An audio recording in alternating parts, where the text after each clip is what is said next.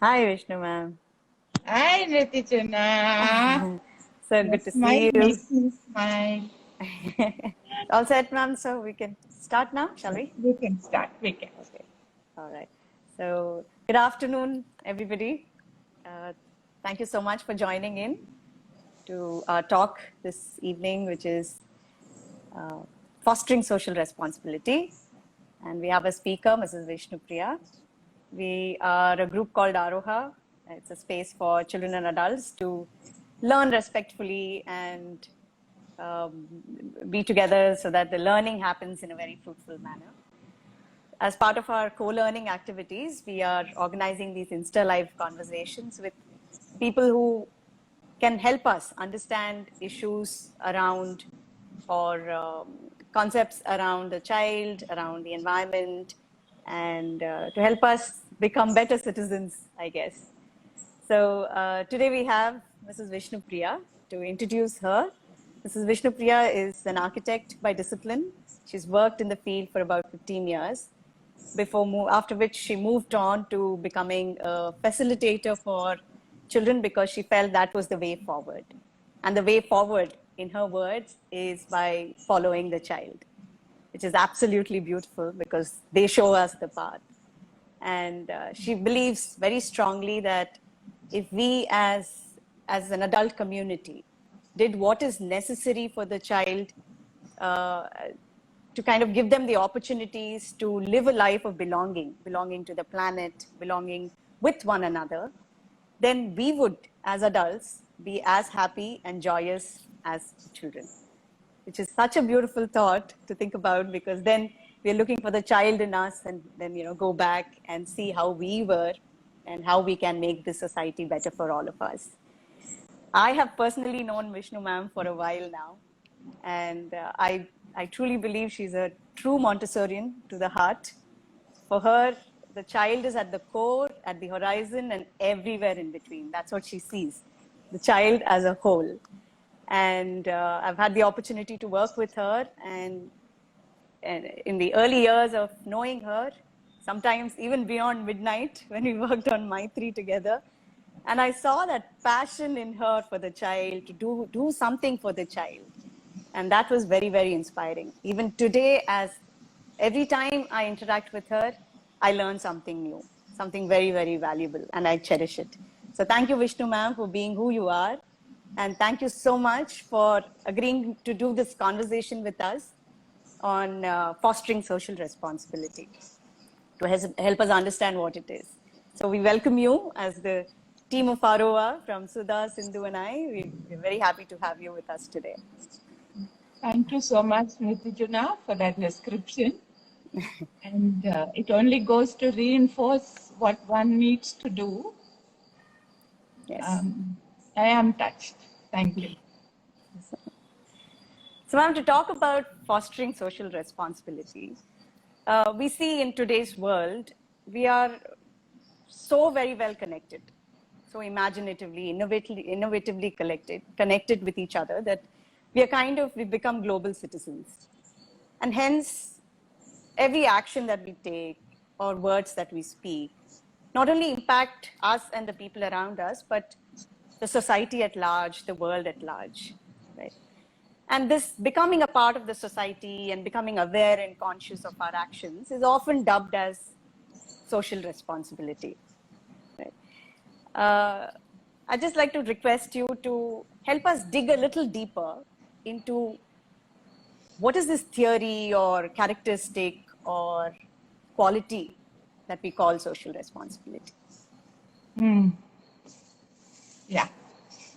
I quite like the theme when you asked if we could do today's conversation. I would not like to see it as a talk. If I don't, I hope I allow you to talk. But conversations are what is, there is life in conversation. It's it's like things going back and forth, you know, that is so important in in our daily interactions with people, with children also. To your question on what is social responsibility. Yeah. I see responsibility, the word, if the connotation that that word responsibility has, first of all, responsibility for me is a feeling we carry. I feel responsible. Yeah. And I think that to feel responsible comes from the heart. It comes from loving. Responsibility just cannot come by itself, you know. There has to be love and there has to be caring. Love and care are very, very fundamental to feeling responsible. I'm just going to my own examples of where we feel responsible, you know. Very naturally, we feel responsible maybe for our children, for our parents, yeah. But what is that which makes us feel that way is because we love them, yeah. And so I see responsibility largely a function of the heart. It's an emotion you feel, yeah. So when we say social responsibility, it is to care for those who are around us, and that in which we are embedded. You know, I like the word embedded, to see oneself as a part of something. In more recent times, which may be, we could say a Western education or whatever, you know, the way education has come to mean, it is to heighten the individual. Yeah, you have to be a success. That hasn't got us anywhere. It has brought us to where we are today in the times of the pandemic. Okay, if we saw ourselves as being embedded, you know, then we would be much more careful in what we do or don't do. Both are important. Meaning we are not only guilty of acts, we are also guilty of not acting when we have to act. That's so important. Absolutely. Yeah. So just to go back to what I said, social responsibility, I would not like to limit it to society. The word social connoting society. Yes, society, yes. Those around us, the society which received us when we were born, yes, all those who came before us, who in a sense provided that society into which we were born. Yeah. So even if we don't think of what is to come, we have to care for that which was already there. Yeah, the people who were already there, what did they give us? Who are we part of? So if we say society or social, I would mean those around us who received us when we were born. And of course, I would also say that in a sense, we are responsible, therefore, to this earth who received us and who continues to nourish and sustain all of us. I would not like to limit it to the human society, you know. All into which we came should be our broad, paranda understanding, as we say, you know. This is what I feel is the meaning of social responsibility. And all of us humans realize the value of it, you know, though we may not know how to go about it, you know. So, absolutely. Yeah. So I guess this, again, from what you've just explained, so we are coming with this feeling, no, with this emotion as children. We come into this world with this emotion, but somewhere we get lost, somewhere we are losing it, and hence the need to probably foster it. So how are we going about, or why is it important to keep it alive in the child or in any individual? Adult, child, whoever is part of this entire, you know. Yeah. So this thing that this understanding that we come with these characteristics, I don't think is commonly understood. The child is often seen as a blank slate. You know, if he can't move to be able to fulfill his needs, his or her needs, sorry if I'm saying he, don't misunderstand me, maybe because I have a son. But I keep saying I should say her or he, but it's just happening this way. Or they. So, yeah. Commonly, for rest of, meaning for people, the child comes as a blank slate because the child is dependent on us. Yeah.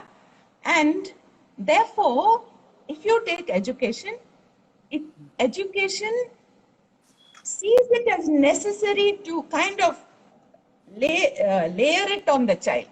This thing of, this feeling of, I don't even think they see it as a feeling. They see it as needs to do this, needs to do that because he's going to be a part of society. That's the wrong end to start with. The child comes with this because he's born a human being. And all of us, adults or child, we belong to the human race above all. Differences of religion, caste, creed, everything apart. We belong to the species human being. And we are born to be emotional. We have emotions. If we see evolution itself, how early life just laid its eggs in the water and didn't turn back and look, just went on. Even the reptile just laid its eggs and didn't take care. One odd reptile did it. It's only the birds who started nurturing their young ones, protecting them and so on. Then came mammals.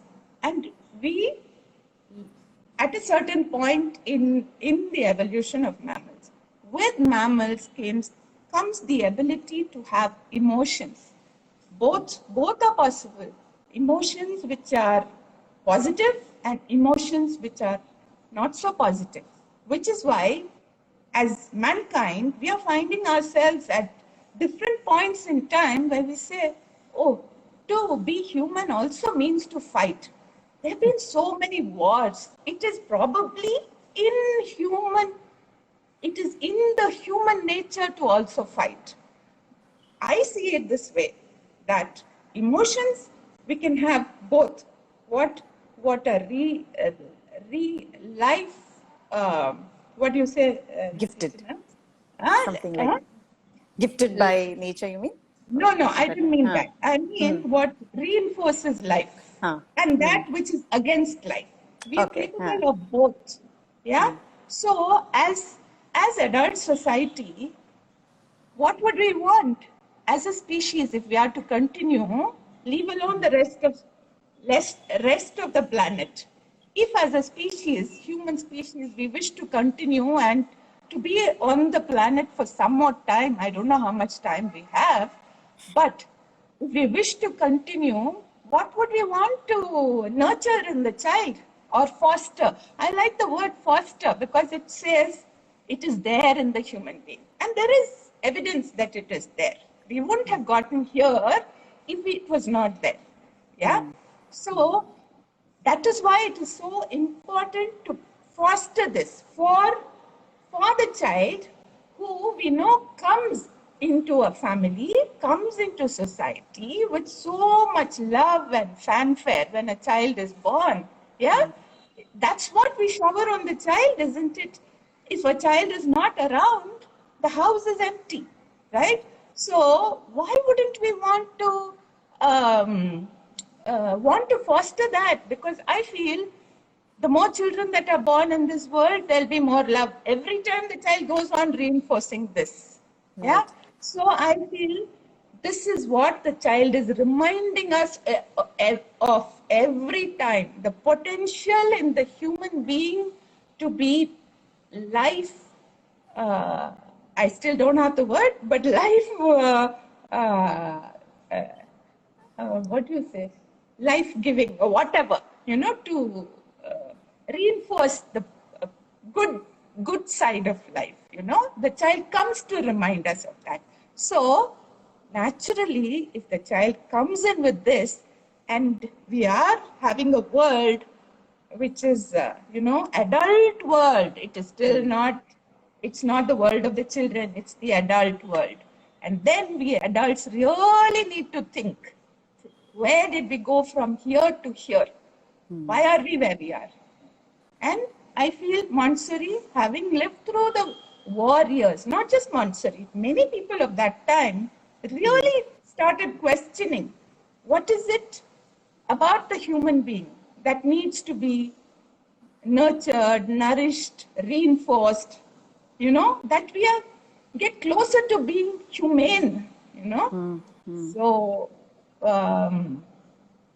that is why I feel it is so important. And I have, in my years of working with children, repeatedly seen that very, very naturally, children want to do the right thing, if we may very simply call it that. For instance, in all of us, those of us who have been part of a Montessori environment will have come across this, because it happens repeatedly in the environment. And to those who are not part of a Montessori environment, I will say what I have observed, that if a child, students, when they go for observation, this always will tell them the potential of the Montessori environment. If a child drops something, what I've always seen, I'll watch the child who has dropped. That one will be shocked and stunned. They'll just stand motionless. And we are not supposed to look at that child. So we'll turn away, But what happens, the rest of the children come and they will pick it up for that child. And mind you, if it's an adult who doesn't understand or doesn't have the correct understanding of the situation, she will say, no, he dropped it, let him pick it up. And that will come from the adult. The children will not say that. They are going in to restore the order that was there in that place. For them, things have to return to normalcy. Some who dropped, whose act it was, all that is of no consequence to them. Yeah. Yes, and so this in very young children, I've heard that even toddlers will do that. Yeah. So if toddlers can do it before any education or anything, then that's the human being at the core. Yeah. Absolutely. Also, like if some child cries, then the older ones will come to immediately comfort. And I see as, it's society working. That also to comfort, no? Oh, you're feeling bad? First, they will acknowledge what's happening. You're missing your amma. She will come. It's okay. If you do some work, you will not feel bad. She'll come. I have seen children, one older child taking a younger one out into the environment. How did she think that the outside will heal the child better? All the others are inside. She takes this crying one out in the open, spreads a mat. You work here, I will also work next to you. Now, can this be taught? It can't be taught. Mainstream education, I didn't want to use that word, but education that you and I, maybe not you, but what I went through. My school was pretty good. They were good people. I'm always grateful that they didn't use one wrong word with me. But what we say is that, value education, it's as if it's value added. It cannot be added. It has to be lived. And that's what the Monsoori environment provides, because the environment was designed by Montessori only from observation for children. She didn't have a theory. It was no philosophy.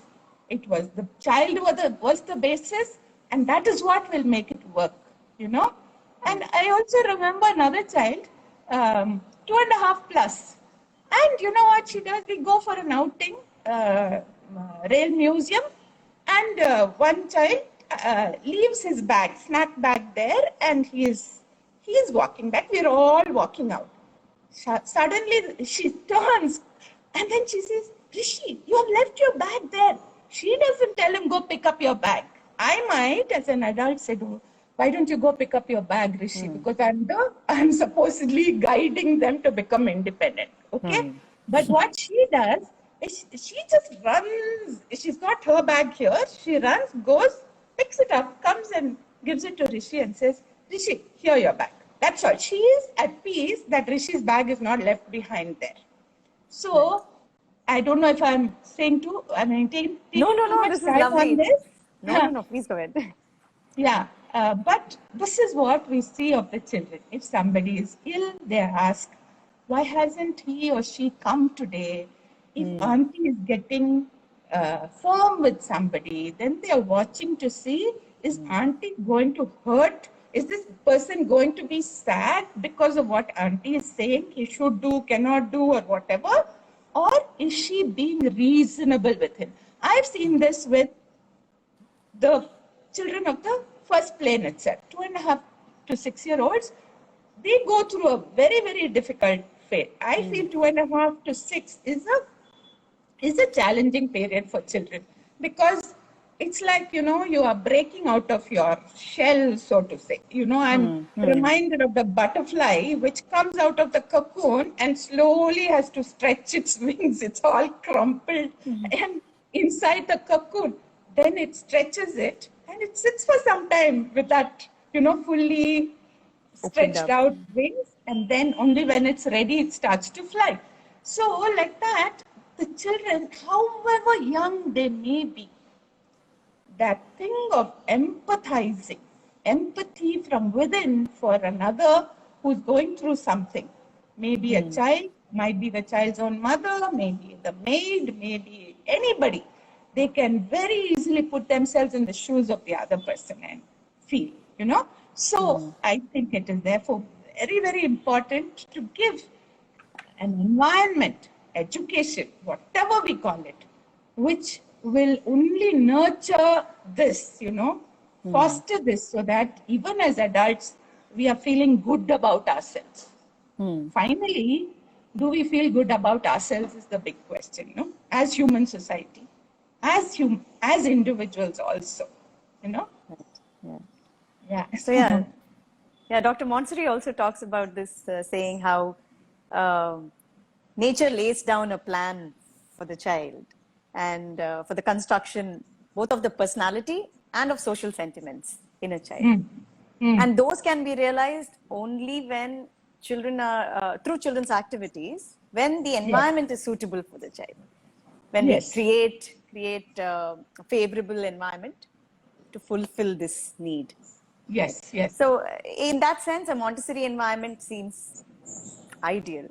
And what you just spoke about, Sorry, go ahead. No, go. It is its goal. And what you spoke about just now also confirms it or reinforces it when we talk about the mixed age group. The child is already in that mixed age group and learning so much to kind of deal with, all the things that he will, grow up to be. But there are other things also in this environment which kind of help foster this more and more, like probably the order, the freedom. Could you elaborate a little more on that also, ma'am? Yeah. See, one thing I feel very essential is freedom. Life needs freedom. Freedom in every sense possible. But like we say, freedom to stretch your hand is there, but only as far as the next person's nose. You can't go closer. Yeah, I feel Monsoori, by giving freedom to the children, maybe the children before that were really, I can't imagine what they were going through. If as a child, just have to sit in one place, mustn't open your mouth. You can't look anywhere else except at the teacher and what is being taught. And the clothes you have to wear. I mean, in Europe of that time, I think Monsoori wanted to liberate the child in ever so many ways. Yeah? Of course, on one end, why wars? Why is mankind going through this? those thoughts very, very strongly there. Yeah. And to look to the child for the answer. And at that time, in the field of psychoanalysis and all of that, of how many of the problems, I will connect it to social thing also, Nritijana, because we shouldn't lose sight of that. Many of the problems in society were attributed to what one went through as a child. Yeah, because at that time, Freud and his work through what's that called? Psychoanalysis. Psychoanalysis and all of that was learnings that Monsoori took into her work. Also, being a doctor herself, she could put things together. You know, she was not a philosopher alone. She was all of a scientific person and with the heart in the right place. So, in that sense, when she looked at the fact that the conditions have to be right for the child, and what are the conditions that will make the when you say environment, it's also the conditions that are available in that environment. So there are physical things and that which is can only be felt. It's not just materials or shelving. Freedom, I'm saying, to me is a big thing. Many parents, even as parents, will give freedom to their child. Freedom along with its growing levels of responsibility. And she built this into the method. But that first of all, there has to be freedom. Freedom to choose was one of the important ones. And to tell you why, what she recognized as the core or the seed from where all this emanates is the ability to concentrate. She says, for anything good to happen, concentration must be possible. Yeah? So, do you see when we compare a learning system where you are being told what you should learn to a system where you are told you can choose what your heart just now is asking for. Heart or mind at that point, I'm not too sure. But children come into the environment with a plan. That means there is something that's happening within the child which is saying, when I go to school, this is what I want to work with. Yeah. So that freedom to choose is such a simple thing that can be given to children. Yes or no? Yes, absolutely. But as adults, do we want to give that? No. Why? Because we wish to have control, right? Yes. That's why, when you work as an adult in a Monsoori environment, you don't get tired. Why? Because you are not controlling it. You're just keeping an eye on it. You're seeing what is needed, where things are heading, what may come, what may not come, and little by little, inga konja tatti, anga konja tatti, I'm saying. That's all it requires. So you're only observing. Yeah. Freedom to choose. Can you imagine what it must mean to a young 2.5-year-old? When they come seeking admission, I observe the child. The child might be a 2-year-old, or sometimes they come before 2. And the child will say to the parent, Nane shupotka, Nane padra. When they finally come, the child would have given up because child would have tried hard, but no choice. What will a child do when, how long can a child rebel? I'm saying it is our lack of understanding of the child. Yes. And this belief that child cannot do, does not know all of this, but possibly there is some other power within the child which is not this, does not know here or cannot do here. That is what is nature guiding the child. Yeah. So when freedom is there, the child can choose, and we say, like on the course, we'll say, what are the conditions? Spontaneous choice. Yes? Yes. So, yeah, that's where it will happen. Yeah? So, just come back to your question, Ritijana. Just tell me. The different Aspects to the environment. Aspects, yeah. So one Yeah. stage group, we said freedom, then spontaneous choice. Patience. And, yeah. Oh, you're continuing. Sorry, continue. Yes. Yeah. Sorry, Nitijana. No. Please continue. Okay. So the other thing that I have seen in the environment is the order this environment provides. When the child comes in fresh, and they come a little bit they've been brushed the wrong way. They come a little irritable, angry, sad, all what you don't want for the child. Also because even though the family will not allow the child to do many things that his heart wants him to do, which is probably touch everything, go into the garden, dig up something, or even put on his own chappals, or feed himself or herself, or many of these are very basic drives from within to feed oneself. All other species, the newborn feeds itself. It's only the human child who is placed separately in a crib and can feed only when the baby is brought to the mother. And we determine even that. And then we say, you have to eat, you have to drink, whatever. So when the child comes in, I've usually seen the child not at peace with himself or herself. There are families where the child comes. Then I know that they know what to do with their child or how to relate to their child. But this environment, the environment that Monsoori, from her first environment, learned from and built the method. I mean, to say that she found that children can choose for themselves. She found that children want order. And all of us as adults have wondered why children want order. And many explanations we've had.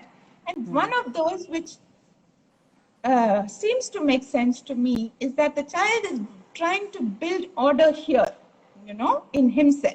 And for that, external order is necessary. So whenever the child comes into the environment, it's as if, everything is in its place, laid out there for the child's eyes and hands, like we say on the course, no? How should it be displayed? For the child's hands and eyes, laid out like that. Can you imagine this child from whose hands most things have been removed, or Parvala in the Vaislo Odachidam? I've heard one parent say that age they will definitely break things.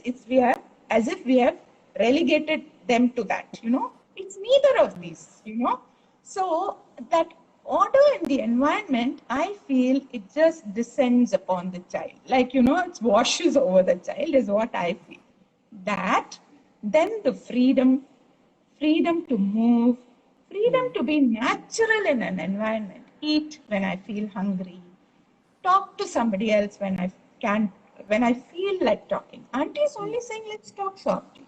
Auntie is herself talking softly. I can't hear auntie. So if I talk loudly, it jars, for the child, it must be jarring. And then also to take any work and, to participate in the life of that environment. Usually, children are kept out of real life. Right. Yes. So if mother is cooking, she has to go to work or whatever. The child wants to become a part of that life, right? But the mother has to really extend herself to be able to know how to include this child. Yes. Yeah. Whereas this is we call it a specially prepared environment. Can you imagine how it must feel for a 2.5-year-old to see a place set out just for her or him? Even the home is not that. The home is a familiar environment, but it is an environment of the adult. At the most, the child will have a room that can be his or her, maybe a chair at the table, maybe a lowered wash basin. But this is a place for the child, and the adult is the one who is, suiting herself to this environment. I feel that all this really touches the child. And, Yes. therefore, I said, remember, love. Love is the thing which makes anything work.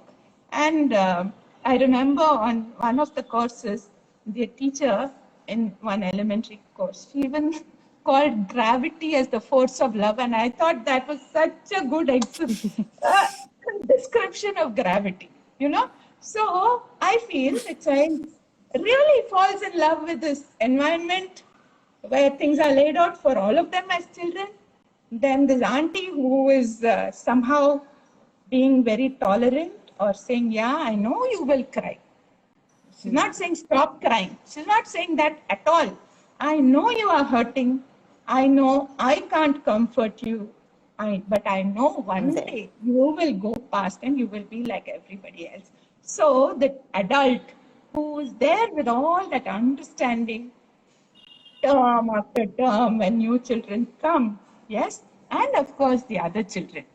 The mixed age group, like you said, is magic. In the first year of any environment will be difficult for the adult because they're all with the same needs, and still not, it's like your pickle not yet, salted sufficiently. So the second year is easier because already there are people who have gone through this and are there to absorb it, and the third year is even better. So the Monsoori environment, that way, I feel she's taken into account the tangible, which is the materials, the intangibles, which is the freedom and with limitations, where the child is maturing over time. Even if you take the activities, when the child enters, multiple sets of the exercise of practical life, or what first the child will get attracted to, which is transferring, doing with the hands, sponging, water, that there will be multiple sets. Because you need to give that satisfaction to the child. Then slowly Monsoori graduates them. Now I know you have the will to be able to finish an activity. And slowly, therefore, I need to strengthen your will a little bit more. And with the sensorial activities, you see that it is only one of each set. So the child is beginning to appreciate the value of these materials. And if another child is working, he is very well able to see what it must mean to that other child. Yeah? Just as I would love to work with a Pinkta, maybe he's also loving to work with a Pinkta. So I feel all this is also development of social responsibility. When I learn to wait and value somebody else's waiting, or somebody else's work. And in a Monsoori environment, very naturally you will see that children appreciate each other's work. Even if they say, I can't draw, she'll say, I can't draw like her auntie. She's drawing so nicely. There is no envy, there's no jealousy. Yeah, so this is the primary. And what do I go into the next age group, or what shall we do? Yeah, please. Yeah. So when the 6 to 12-year-old comes from the 3 to 6 age group, by then some sense of community has also started happening.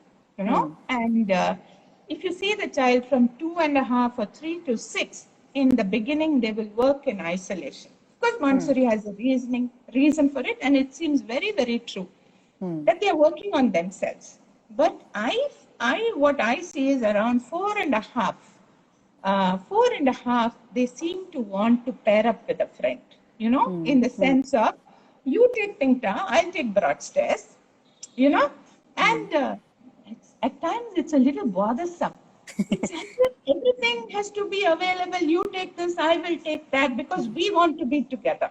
It's not as if they are both working on the same activity. It's not that. But this, you be there, I'm also here. It's like at home, they'll say, mothers will say, why do I have to be around? Not that she comes to me for everything, but yes, she wants you around. That's all. It's like that, this friend and somebody, and then 4.5, 5, then Monsoori is put in the change game, the operations in math, and possibility for them to come together and do the 4 operations as a group of 3. It's as if, she's also catered to this need of wanting to be together, And children I've seen will want to do that, and often I have suspected that it's because they want to be together. They want to go into one room and then they want to work together. So I feel that there is this joy, which should be part of a learning environment, So all that is also provided for. And then as they grow older, you will see that you cannot separate them. And like Monsoori says, towards the end of the primary, there is cohesion, a social cohesion. And the word cohesion almost meaning sticking, and all of us, those who have had young adolescents or whatever, will know that if his friend does commerce, he will want to do commerce. If he's doing computer science, then he'll also want to do whatever. So that wanting to be a part of a larger, part of a group is very, very natural in the human being. I'm saying we do say man is a social being. Then in schools, why do we say if you are writing a test, cover your notebook with the newspaper so that your neighbor can't see it? Why do we say don't share your food? Why do we say that?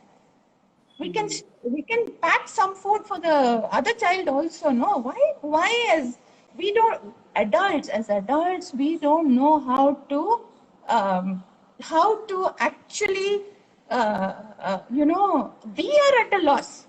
I'm saying as a mother, I'm saying as a mother, my son, I would pack fruits or this or that.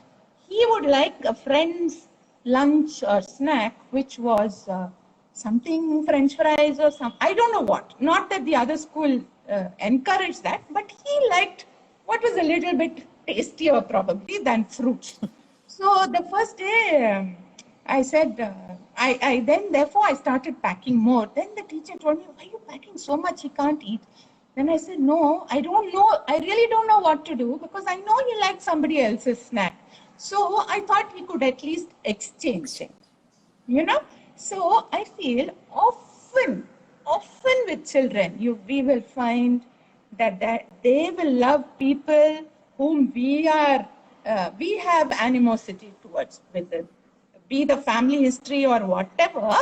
But I feel that's the mission of the child, to break these things, And if, therefore, going back to what you said, if we follow, it is very possible to get past these difficulties that we are facing.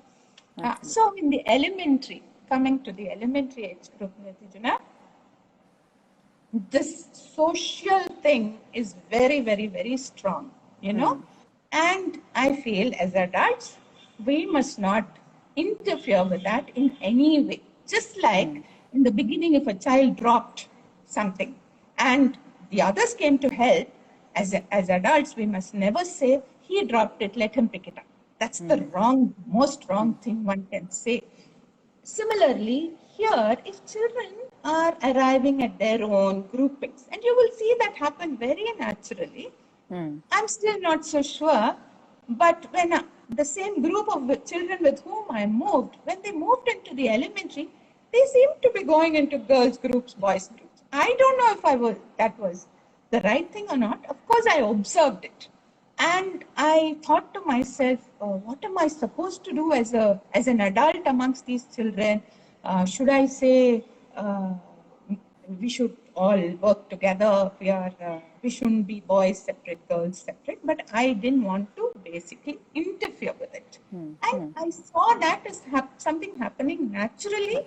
And later when I read up, it seems that they become conscious of their bodies. And so they become they are comfortable in their own groups. Of course, I've seen girls who are a little boyish want to be in the boys' groups also. They will very naturally, it's also the personality thing, Absolutely. Yeah. So just to go The back. interests, I think. Yeah, the fact that we are talking about cohesion in the elementary, I feel it just gets heightened, and children actually want to be together and doing everything together. Yeah, and and what are they doing in school? They're basically learning, aren't they? So they're learning together. Yeah.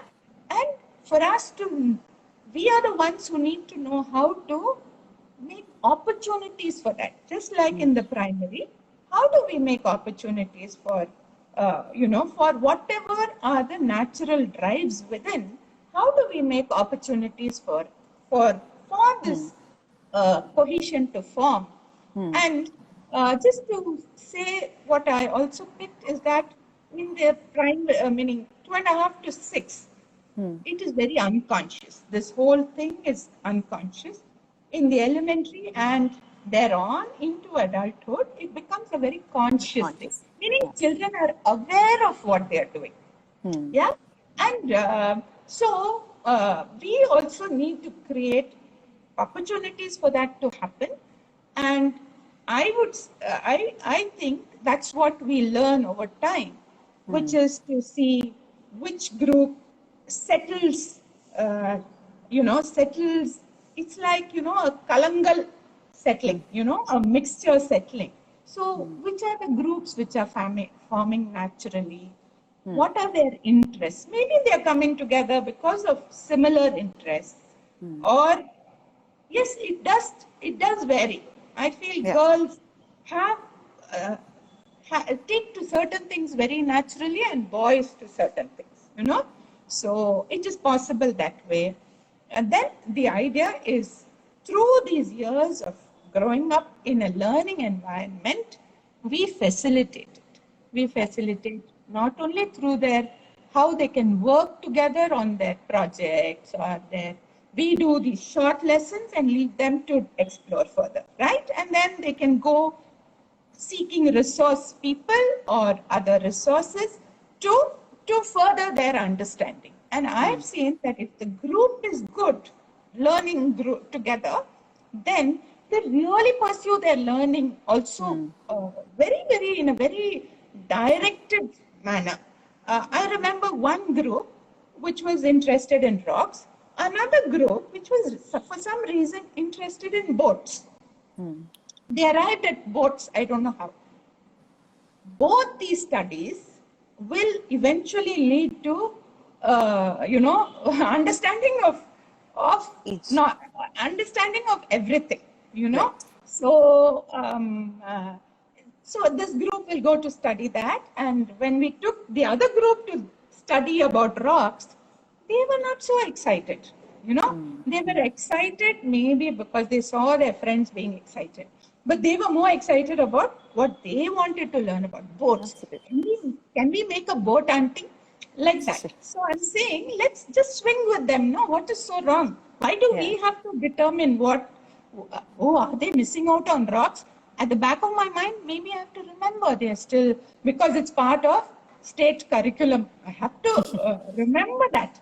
But how does the child grow up in this environment, loving what he's learning, loving the people with whom he is, loving the adults who are trusting him, all this whole trust is what is going to carry them into adulthood, where they will trust society. They will trust that there is goodness in society. And here I just wish to say, even though things are bad, very bad compared to how it could ideally be, it's a minority which is determining this. The majority of humankind is still with goodness within. And that I feel we have to remember to be able to stay on, So, the other thing in the elementary environment is, which is part of the methodology, which Monsoori says, speaks about, is also that if we are, whether we are within a family, husband and wife and children, also we have we don't understand each other very well. We have arguments. We are loud at times. We throw things at each other. I don't mean objects, but we do throw words at each other. So these things can happen in the school also. Yes. So children can have difference of opinion. Sometimes while playing, I only meant to walk that way, and they pulled me into the kabaddi and they made me out, So then both are hot. No, you were actually playing. You are just making it up because we could hold you and you couldn't get back to your side or whatever, these things. So what is the role of the adult there? Tell me, Enritijana, what should we do if we are to foster social bonding? Stay out of it. Huh? Stay out of it. Yeah, we shouldn't take sides. Definitely we shouldn't take sides. But obviously the children are needing some help, no? So we do have a role there. We do have a role where we are showing children how later in life also, I feel we seem to need this very badly, to be able to say what one is feeling without it sounding like an accusation. Right. I'm still learning that, How do I convey what I'm feeling without the other person feeling I'm saying, you did that to me? I think all of this needs to be learned as and when life presents the opportunities, And I like going back to what I said, value education cannot be taught. It has to be lived. And therefore, whatever we come across in our daily lives, in our life with children, we have to use each of these as opportunities for children to be able to become that. Right.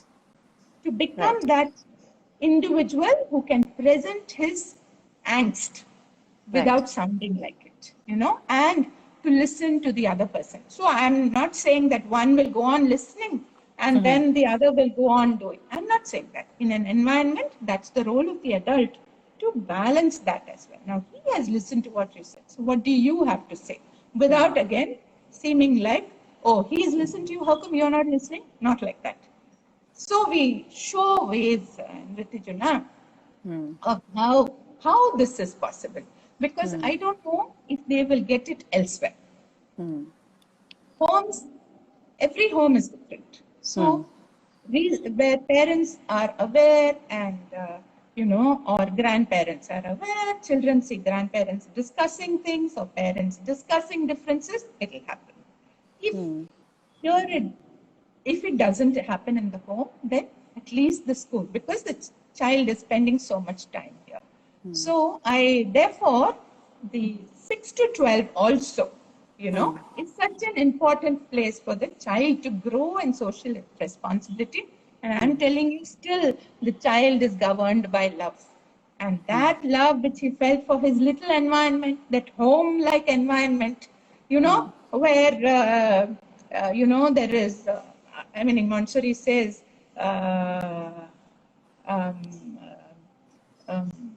Monsoori says she called it the house of children.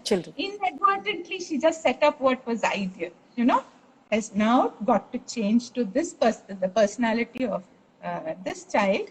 And what was I going to say? I forgot. So I think. What I came to say, this child who has had love for that environment, I've seen, because I traveled with the same children, I think I was very, very fortunate. I'm always thankful to the children and parents who kept their children through that. Right.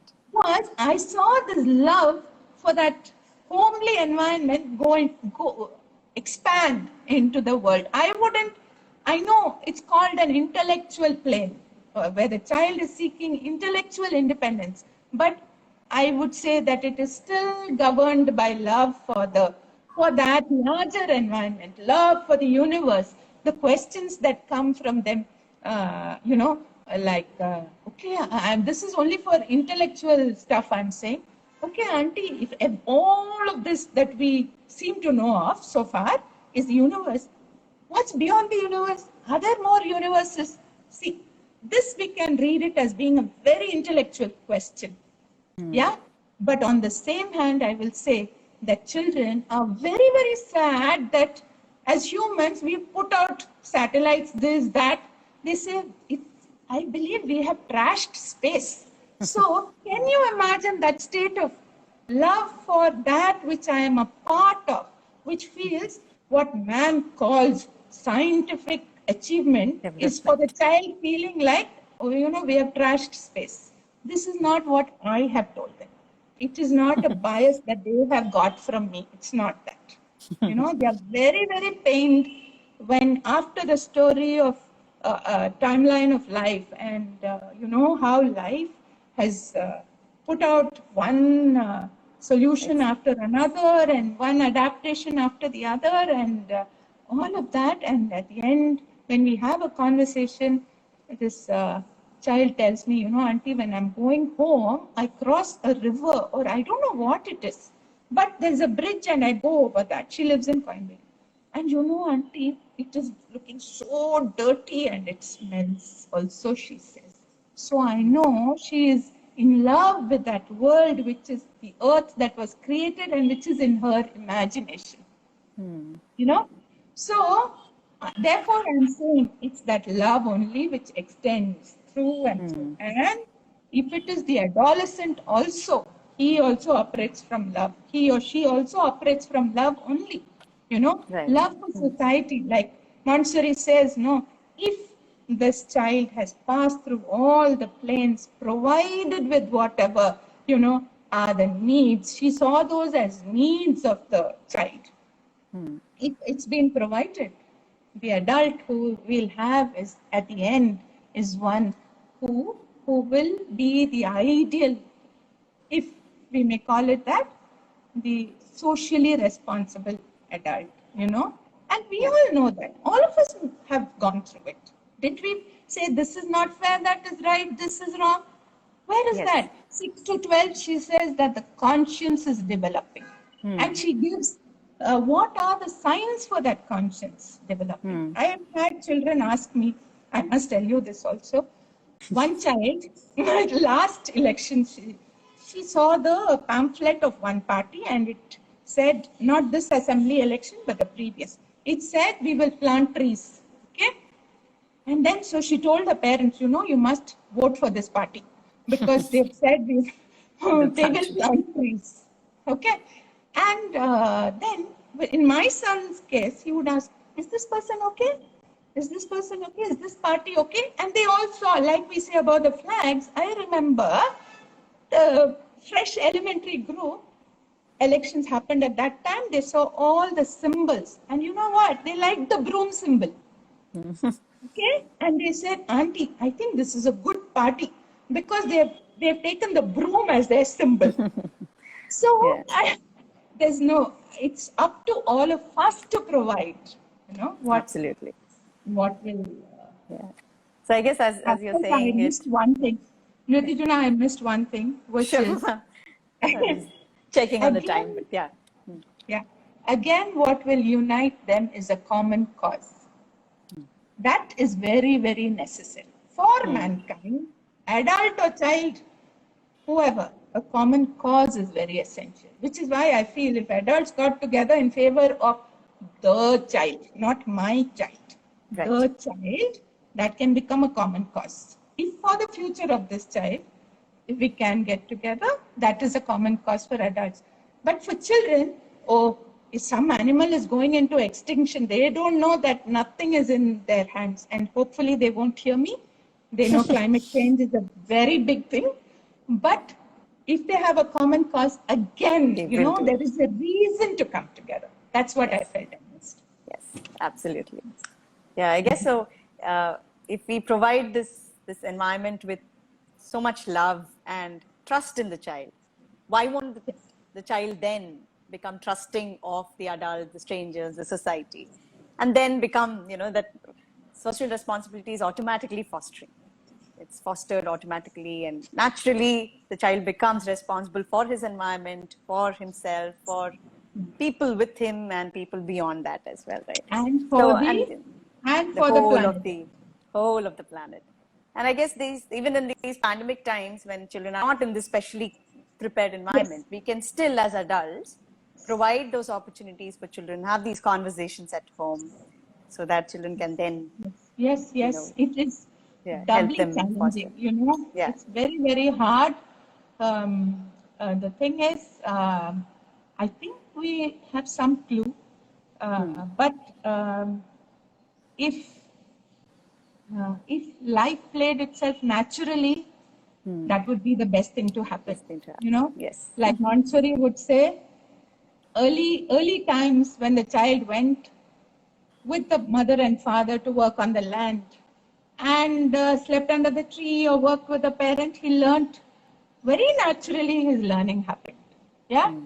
But that was not to be. Society got industrialized. Children had to be rescued because education came to industrialized societies because they had to be prepared for the industry. Right. Now we can understand why that regimentation, because you have to fall in line. Not to say that it is wrong to fall in line. It is not. It is, if you understand, if you have a common cause for which you will align yourself, we will all align ourselves. That is beyond oneself. Then also we align. But if children are forced to align simply because for profit making, which is what industry was, it cut off labor from people. Children are able to answer very, very clearly in Ritijuna one Independence Day discussion, and there was a conversation, therefore, about why the British came to India.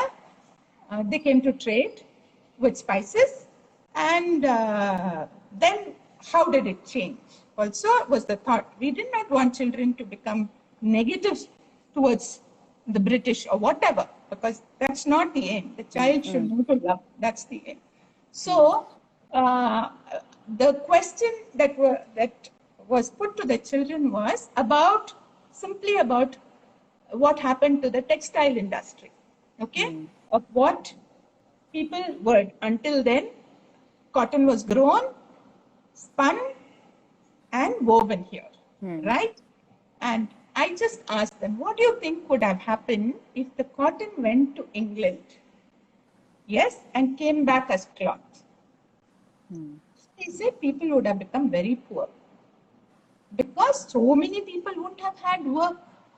This is an 8-year-old. I remember the child also. This is an 8-year-old. Yeah. So I will ask you to tell me your question. We are going to the pandemic times. Yes. So these, if we have traveled from the child growing naturally on land, where the mother, father, education is not separate from life. Yeah. Finally, what is knowledge? What is learning?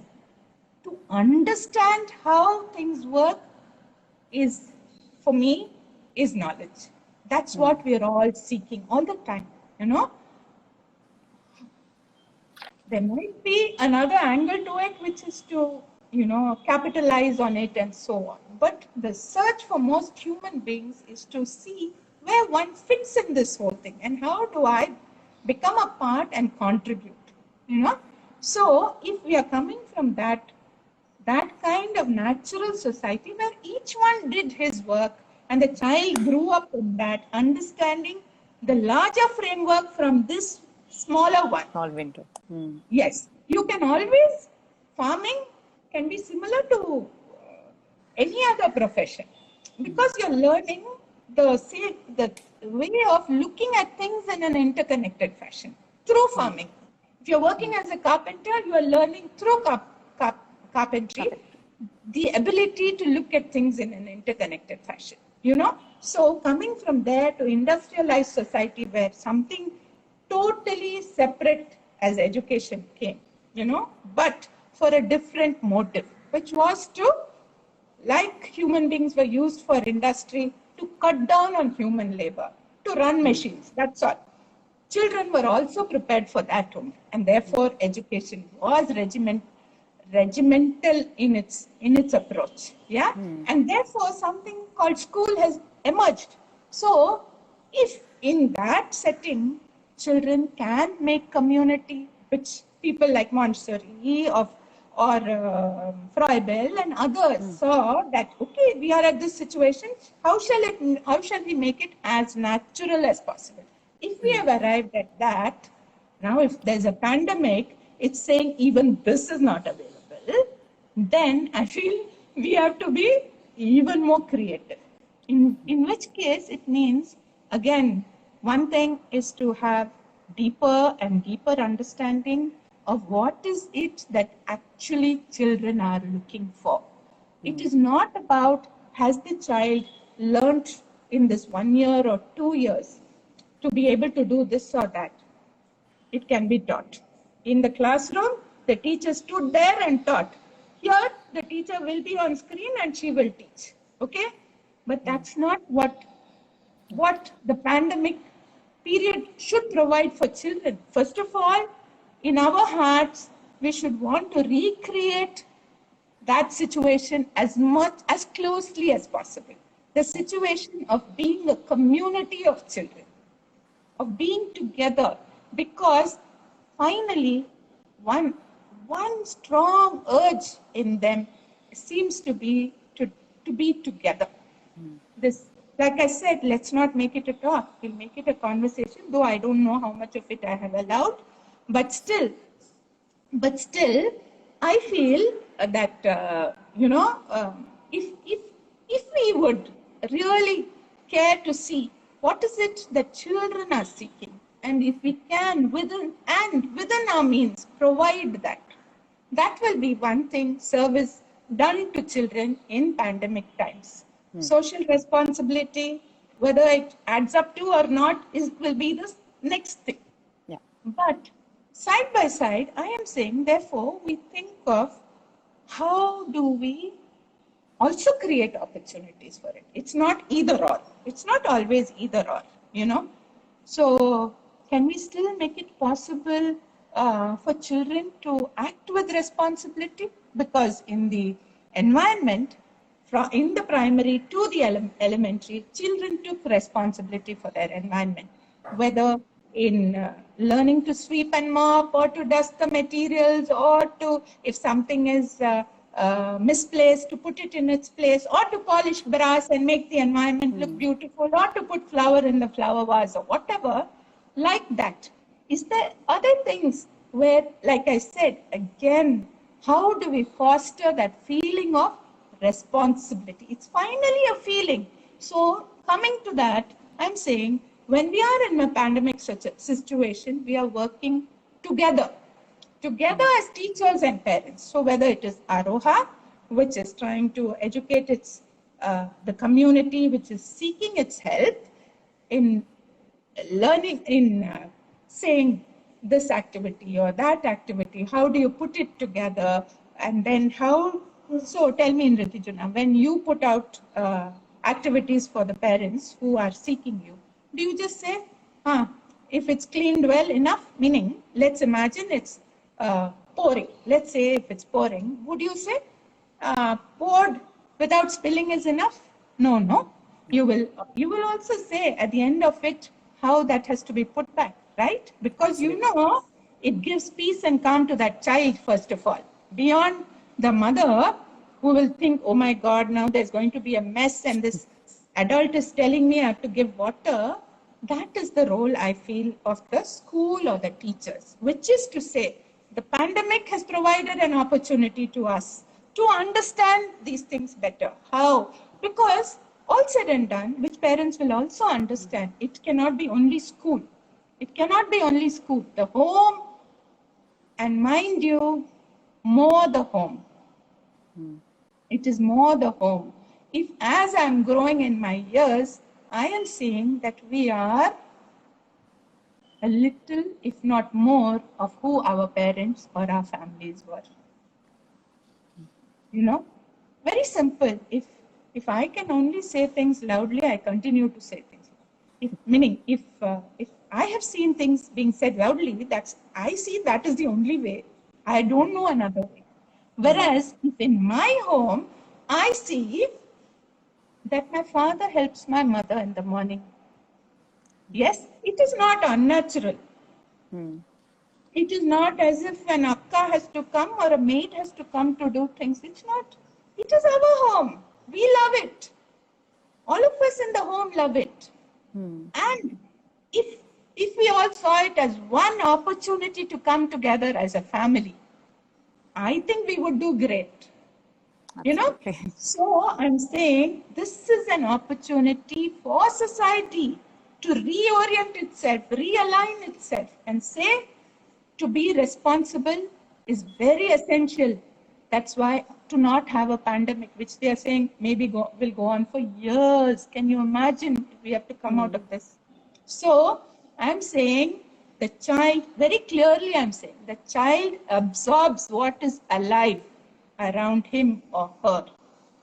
If we speak with respect to each other, and I don't say only to the child, it has to be wholesome.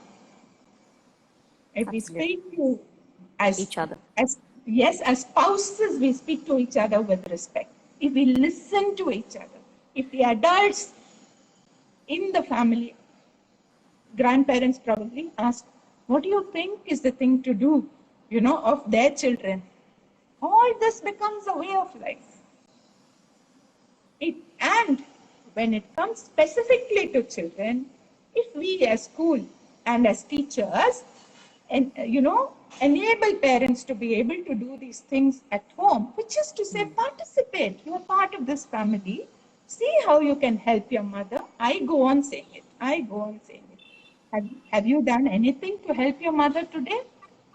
And for me, I hope the mother will also take it as something that will stay with the child for future, that he will do it for his wife, or she will do for her husband. In that sense, I feel it has to be lived, pandemic times or otherwise. And surely I think we know a little bit more because we are all the time setting it up. But all of this with the intent of helping the child. Yeah. So social responsibility is absolutely not taught but lived.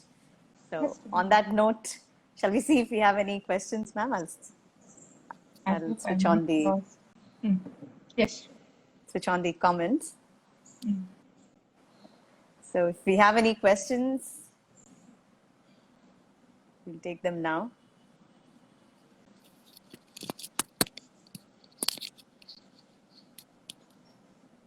You could put them in the comments box or in the question box at the bottom of your screen. This is very interesting, ma'am, to understand, to look at the child again, to see all that. And like you said, most often I think we don't have that awareness to see what to see, So maybe that's why most adults kind of change. From there to here. From there to here.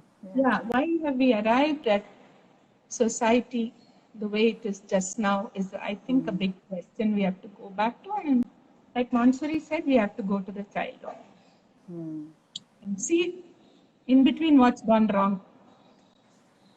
Yeah.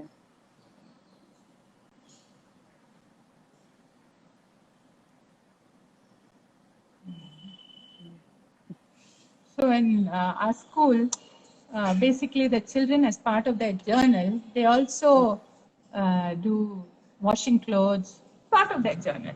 They go wash their clothes, dry it, and all of that. It's not forced. They do it with pleasure. They see it all as work. Yeah. And only then does that responsibility come in. Otherwise, you live it, only then it grows in you. If you don't live it, it doesn't come. You can take a PhD in it, it won't come.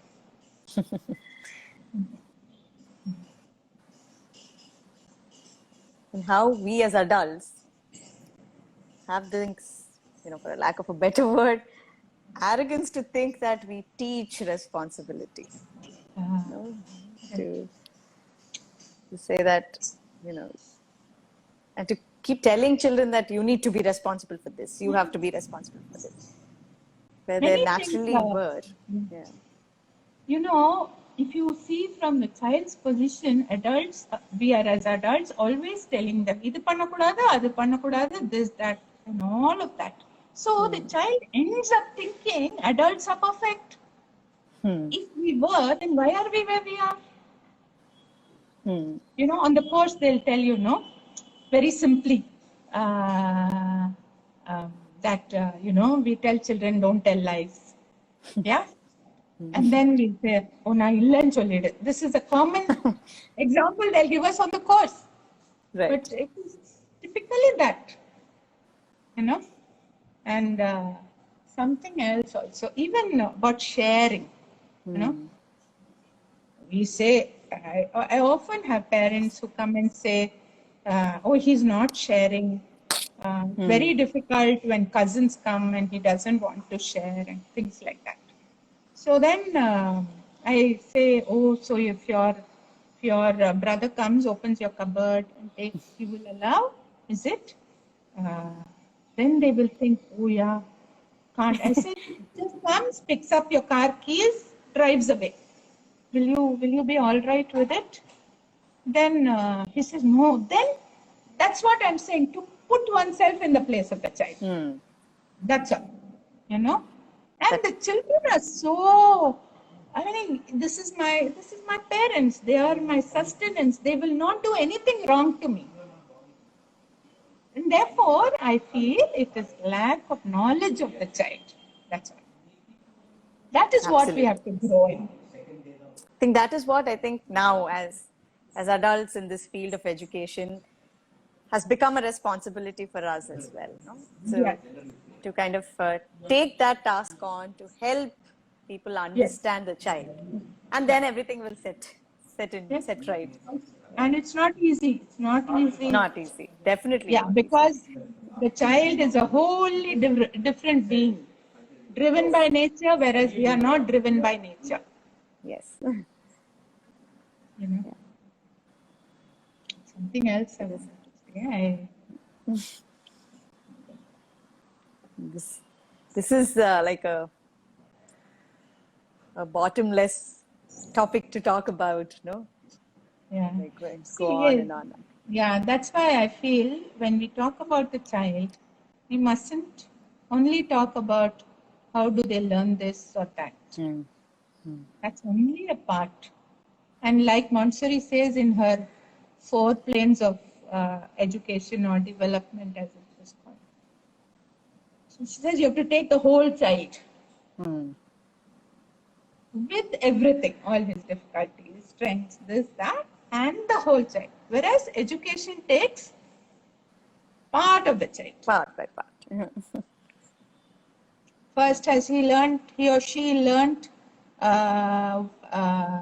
spellings, does know maths well, can do this, can do that. That is what we are all a product of. Yeah. We can do this, that, go to college, take a job, and then think, oh my God, is this what I wanted to do? Why do we have to wonder then?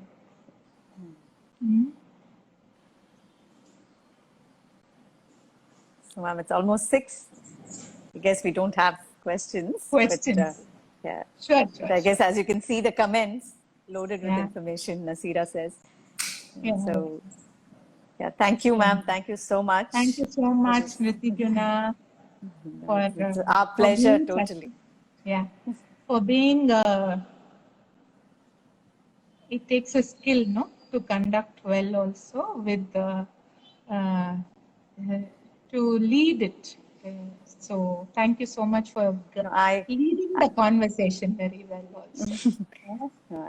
I think it was such an interesting conversation and you had so much to share. I think I'm the one who's gaining everything again. And like I said earlier, every interaction I have with you, it's valuable. So is this. It's, So thank it's you. the Thank you life. so much.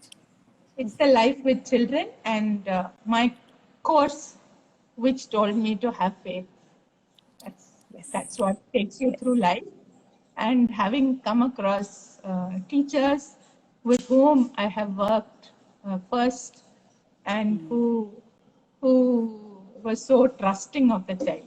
What you learn on the course, and then who you work with, and who also tell you how to take things forward. No, because you are a novice when you go amongst. I also tell parents, this is one child, 2.5-year-old, a 3-year-old. You are 30 or 25. In your 25s, this 2.5-year-old can twist you around his little finger. Can you see their power? You know. So when we go as adults into the environment and we are faced with so many of them, it's not easy. It's not easy. So it is this other teacher with whom you might work with who's saying, it's not so bad, And you learn by observing this other teacher. So frankly, a life with children, to learn amongst people, to learn from people who have told you not to have prejudice, and to have worked with others who have viewed the child with acceptance is what one is fortunate to have. And I've been very, very fortunate. Thank you, Great. Niti ma'am. Thank you, ma'am. So on that note of faith, trust, respect, and love, Yeah. we'll pause our conversation. I won't say end it, but we'll pause our No. conversation and we'll continue this whenever we have an opportunity. Because it's a Definitely. learning for all of us. Thank you Yeah. so much, ma'am. Thank you. Yeah. Man, bye. Bye, ma'am. You have to cut it. I'll end the conversation. Yeah. Thank you.